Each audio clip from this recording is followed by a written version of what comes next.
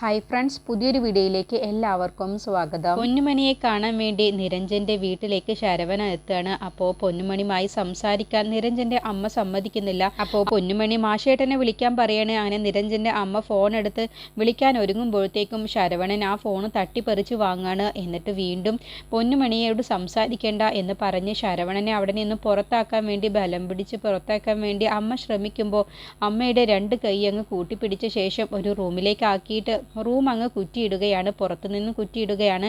എന്നിട്ട് പൊന്നുമണി ദേഷ്യപ്പെടുകയാണ്. നിന്നോടല്ലേ പറഞ്ഞത് ഇവിടെ നിന്നും പോവാൻ? അപ്പോൾ പൊന്നുമണിയോട് ഞാൻ നിന്നെ ഉപദ്രവിക്കാൻ വന്നതല്ല, നീ ഞാൻ പറയുന്നതൊന്ന് കേൾക്കണം, ഇത് നിനക്ക് വേണ്ടി കൊണ്ടുവന്നതാണ് എന്ന് പറഞ്ഞ് ഒരു നെക്ലസും ഒരു കെട്ട് പണവും കൊടുക്കുകയാണ്. അതോടുകൂടി പൊന്നുമണി അങ്ങ് തണുക്കുകയാണ്. അപ്പോൾ പൊന്നുമണിയുടെ സ്വഭാവത്തിൽ വ്യത്യാസം വരികയാണ്.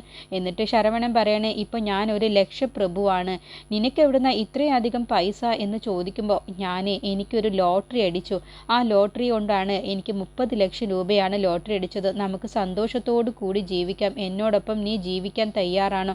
നിന്നെ ഞാനൊരു രാജാത്തിയെ പോലെ കൊണ്ടു നടക്കും, നീ എന്നോടൊപ്പം ജീവിക്കണം, ഇത്രയും കാലം നീ ഒറ്റയ്ക്ക് ജീവിച്ചില്ലേ, ഇനി നമുക്ക് സന്തോഷത്തോടു കൂടി ജീവിക്കാം എന്ന് പറയുമ്പോൾ പൊന്നുമണി ഒന്നും മിണ്ടുന്നില്ല കേട്ടോ. അങ്ങനെ പൊന്നുമണിയുടെ കയ്യിലേക്ക് ആ നെക്ലസിൻ്റെ ബോക്സും ഒരു കെട്ട് പണവും വെച്ച് കൊടുക്കുകയാണ്. എന്നിട്ട് പറയണേ, ഞാനിപ്പോൾ പോവുകയാണ്, കുറച്ച് ദിവസം കഴിഞ്ഞ് ഞാൻ നിന്നെ കാണാൻ വീണ്ടും വരും, അന്ന് നീ എനിക്കൊരു തീരുമാനം പറഞ്ഞാൽ മതി എന്നും പറഞ്ഞിട്ടാണ് ശരവണൻ അവിടെ നിന്നും പോകുന്നത്. അപ്പോൾ പൊന്നുമണിയുടെ കയ്യിൽ ഈ പൈസയും സ്വർണവും കിട്ടിയതോടുകൂടി സ്വഭാവത്തിൽ വ്യത്യാസം വരികയാണ്. അപ്പോൾ ശരവണൻ തന്നെയാണ് രഞ്ജൻ്റെ അമ്മയെ പൂട്ടിയിട്ട ഡോറ് തുറന്നു കൊടുക്കുന്നത്. എന്നിട്ട് കൈ കൂപ്പിയിട്ട് പറയാണ്, അമ്മ എന്നോട് ക്ഷമിക്കണം, ഞാൻ പറയുന്നത് കേൾക്കാൻ നിങ്ങൾ സമ്മതിക്കാത്തത് കൊണ്ടാണ് ഞാൻ ഇങ്ങനെ ഒന്ന് ചെയ്തത്, അല്ലാതെ നിങ്ങളെ ഒന്നും ഉപദ്രവിക്കണം എന്നൊന്നും ഞാൻ കരുതിയിട്ടില്ല, ഞാൻ പറയുന്നത് നിങ്ങളൊന്ന് കേൾക്കണം എന്നൊക്കെ പറയാൻ കേട്ടോ. എന്നെ പഴയ ശരവണനായി നിങ്ങൾ ഇനി കാണരുത്, എൻ്റെ സ്വഭാവം മാറിയിട്ടുണ്ട് എന്നൊക്കെ പറഞ്ഞിട്ടാണ് അവിടെ നിന്നും പോകുന്നത്.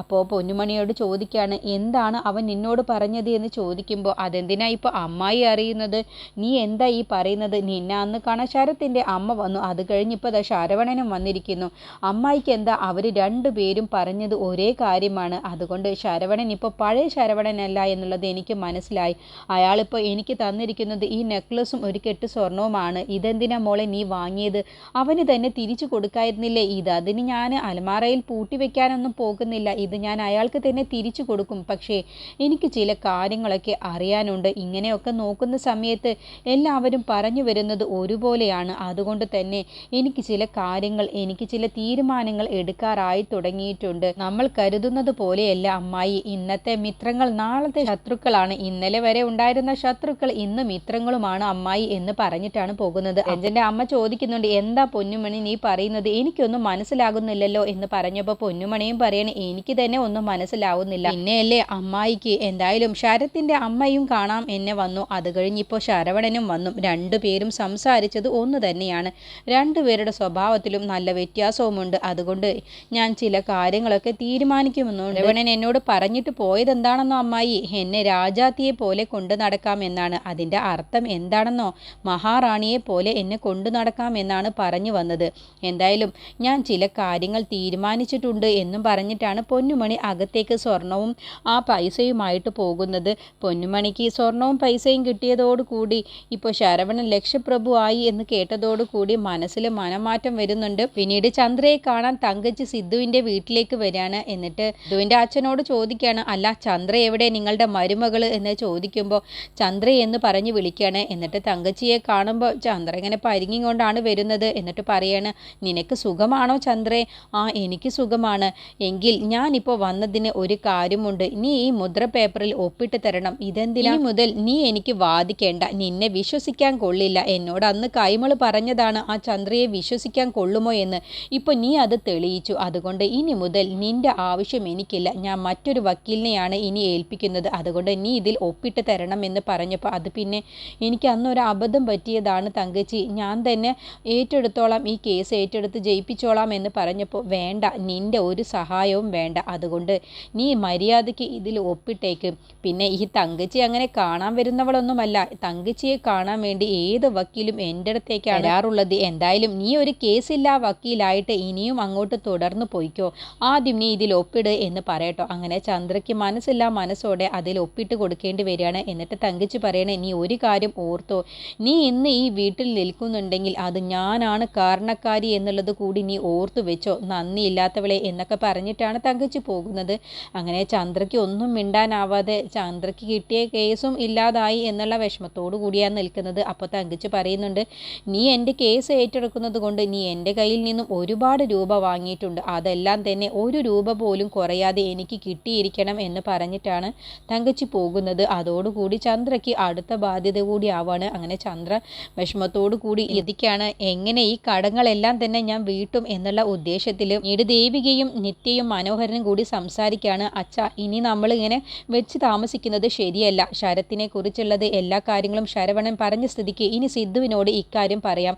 എന്നിട്ട് അവനെ എത്രയും പെട്ടെന്ന് നിയമത്തിൻ്റെ മുന്നിൽ കൊണ്ടുവരണം. ശരവണനെ പോലെയുള്ളവർ മതി ഇവനെ അകത്താക്കാൻ എന്ന് പറഞ്ഞപ്പോൾ നിത്യ പറയണേ, ശരവണൻ മാത്രമല്ലേ നമുക്ക് മൊഴി തന്നിട്ടുള്ളൂ ഏട്ടത്തി എന്ന് പറഞ്ഞപ്പോൾ അതുമാത്രം മതിയല്ലോ, ശരവണൻ്റെ മൊഴി മാത്രം മതി ശരത്തിനെ കൊടുക്കാൻ, ഇനി അവനെ പേടിച്ച് നമ്മൾ ഇരിക്കേണ്ട ആവശ്യമില്ല എന്ന് പറഞ്ഞപ്പോൾ മനോഹരൻ പറയണേ, ശരത്തിനെ അങ്ങനെ നിസ്സാരക്കാരനായി കാണുമൊന്നും വേണ്ട, അവനെ സൂക്ഷിക്കണം. അതുകൊണ്ട് നമ്മളിങ്ങനെ ഇതെല്ലാം അറിഞ്ഞു എന്നുള്ളതും നമ്മൾ ഇങ്ങനെ ഒരു നീക്കത്തിന് പുറപ്പെടാന്നുള്ളതും അവൻ അറിയണ്ട എന്ന് പറഞ്ഞപ്പോൾ ദേവിക പറയണേ, എത്രയാന്ന് വെച്ചാൽ അച്ഛ അവനെ ഇങ്ങനെ പേടിച്ച് നടക്കുക, അതിനൊന്നും അച്ഛൻ ഇങ്ങനെ ടെൻഷൻ ആവണ്ട. അവൻ ഇന്നല്ലെങ്കിൽ നാളെ എന്തായാലും നമ്മൾ ഈ സത്യങ്ങളൊക്കെ അറിഞ്ഞു എന്നുള്ളത് അവൻ മനസ്സിലാക്കും. അതുകൊണ്ട് നമ്മൾ ഇനി പേടിക്കേണ്ടതില്ല. നമുക്ക് എത്രയും പെട്ടെന്ന് സിദ്ധുവിനെ കണ്ട് ഇക്കാര്യങ്ങളൊക്കെ സംസാരിക്കാം, എന്നിട്ട് പോലീസുമായിട്ടൊരു സംസാരം ഉണ്ടാക്കാം, അതാണ് ഏറ്റവും നല്ലത്. ശരത്തിനെ കൊടുക്കാൻ ഇനി അധികം വെച്ച് താമസിപ്പിക്കുന്നത് ശരിയല്ല എന്നൊക്കെ ദേവിക പറയണം. അങ്ങനെ സിദ്ധുവിനെ കണ്ട് സംസാരിക്കാൻ മനോഹരം പോവാണ്. ഈ സമയം പ്രേമയും ചന്ദ്രയും കൂടി കടയിലേക്ക് പോവുകയാണ്. ആ സമയത്ത് ചന്ദ്രയോട് പറയണേ, നീ എത്ര തന്നെ തുള്ളിയിട്ടും കാര്യമില്ല, ഇനിയിപ്പോൾ നീ കേസില്ലാ വക്കീലായില്ലേ, ഇനി എത്രയും പെട്ടെന്ന് ഞങ്ങളുടെ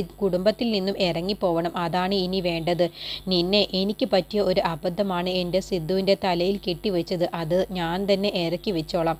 എനിക്കറിയാം നിന്നെ എങ്ങനെ എൻ്റെ വീട്ടിൽ നിന്നും ഇറക്കി വിടണം എന്നുള്ളത്. എൻ്റെ വീട്ടിലേക്ക് കയറി വരേണ്ട മരുമകൾ അത് ദേവികയാണ്, അല്ലാതെ നീയല്ല.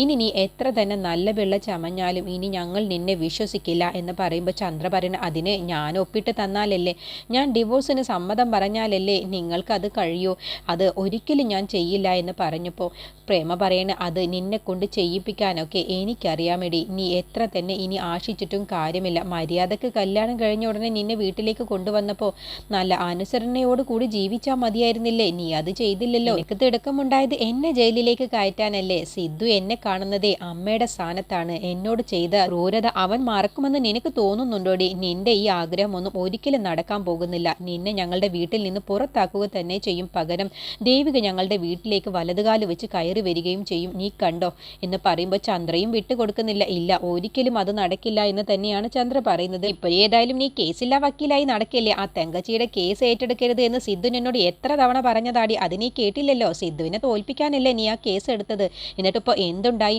അതിന് എനിക്ക് വേറെ ഏതെങ്കിലും കേസ് കിട്ടും എന്ന് ചന്ദ്ര പറയും. ഓ, നിനക്കിപ്പോൾ കിട്ടും, നിനക്കതിന് എന്ത് പാരമ്പര്യമാടി ഉള്ളത്, നിനക്കിപ്പോൾ കേസ് കിട്ടാൻ വേണ്ടി പോകുന്നു, നീ നടക്കടി അങ്ങോട്ട് എന്ന് പറഞ്ഞ് പ്രേമചന്ദ്രയും കൂട്ടി നേരെ കടയിലേക്ക് പോവാണ്. പിന്നീട് സിദ്ധുവിൻ്റെ അടുത്തേക്ക് മനോഹരൻ പോവാൻ നിൽക്കുന്ന സമയത്താണ് മുത്തശ്ശിയും പാർവതിയും അവിടേക്ക് വരുന്നത്. എന്നിട്ട് എവിടേക്കാണ് പോകുന്നത് എന്ന് ചോദിക്കുമ്പോൾ, അതെന്തിനപ്പോൾ നിങ്ങൾ അറിയുന്നത്, പിന്നെ നിങ്ങൾ അറിഞ്ഞോ, ഞാൻ സിദ്ധുവിനെ കാണാൻ വേണ്ടി പോവാണ്. എന്തിനാ ഇപ്പോൾ സിദ്ധുവിനെ കാണാൻ വേണ്ടി പോകുന്നത്, അതെന്തിനാ ഇപ്പം നീ അറിയുന്നത്, നിനക്കെന്തേലും കുരുഷ്ടൊപ്പിക്കാനല്ലേ.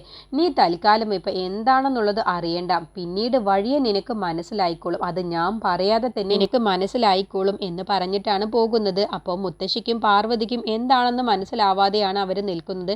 അങ്ങനെ ശരത്ത് വന്ന ഉടനെ തന്നെ മുത്തശ്ശിയും പാർവതിയും ഇക്കാര്യം ശരത്തിനോട് പറയണേ. അപ്പോൾ നിത്യയുടെ അടുത്തേക്ക് ശരത്ത് ചെന്നിട്ട് ചോദിക്കുകയാണ്, അല്ല അച്ഛൻ എന്തിനാണ് സിദ്ധുവിനെ കാണാൻ വേണ്ടി പോയത്, എന്താ ശരത്തേട്ടനോട് പറഞ്ഞവർ ഇത് എന്തിനാണെന്നുള്ളത് പറഞ്ഞില്ലേ? ഇല്ല, അവരത് പറഞ്ഞില്ല, എന്തോ കേസ് കൊടുക്കാനാണെന്നുള്ളത് മനസ്സിലായി, പക്ഷേ അത് ജോലിക്ക് വേണ്ടിയിട്ടുള്ള കേസല്ല, മറ്റോ എന്തോ ആണ്, അതെന്താണെന്നുള്ളത് നിത്യക്കുട്ടിക്ക് അറിയുമോ?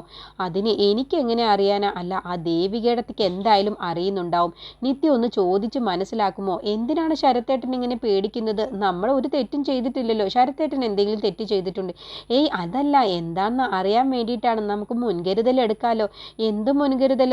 നമ്മളതിന് തെറ്റ് ചെയ്താലല്ലേ ശരത്തേട്ട അതിന് വെള്ളം കുടിക്കേണ്ടുള്ളൂ, നമ്മളിപ്പോൾ ഒരു തെറ്റും ചെയ്തിട്ടില്ലല്ലോ. എന്നാലും നമുക്ക് എന്താണെന്ന് അറിയാൻ വേണ്ടിയിട്ടാണ്, എന്തായാലും നിത്യക്കുട്ടി അറിഞ്ഞ ഉടനെ തന്നെ എന്നോട് പറയണട്ടോ എന്ന് പറഞ്ഞിട്ടാണ് ശരത്ത് പോകുന്നത്.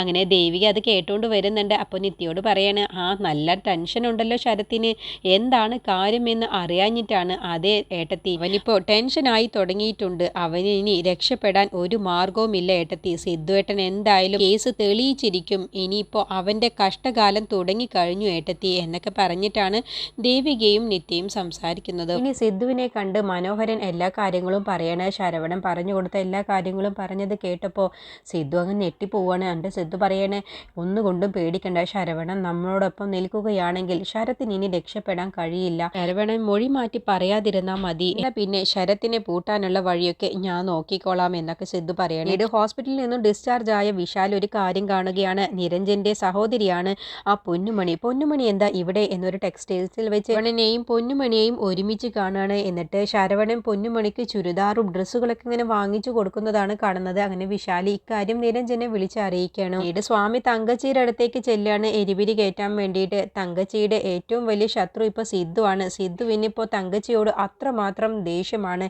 ഏറ്റവും വലിയ ശത്രുവായിട്ട് സിദ്ധു ഇപ്പോൾ തങ്കച്ചിയാവും കാണുന്നുണ്ടാവുക. അതുകൊണ്ട് ആ സിദ്ധുവിനെ എങ്ങനെ ജയിക്കാൻ വിടരുത്, സിദ്ധുവിനെ തകർക്കണം, അത് എങ്ങനെയെങ്കിലും തങ്കച്ചി അത് ചെയ്യണം എന്നൊക്കെ പറഞ്ഞ് സ്വാമി ഇങ്ങനെ തങ്കച്ചിയെ എരിപിരി കയറ്റി സംസാരിക്കുകയാണ്. ഇതിൻ്റെ ബാക്കി റിവ്യൂ അടുത്ത വീഡിയോയിൽ പറയാം.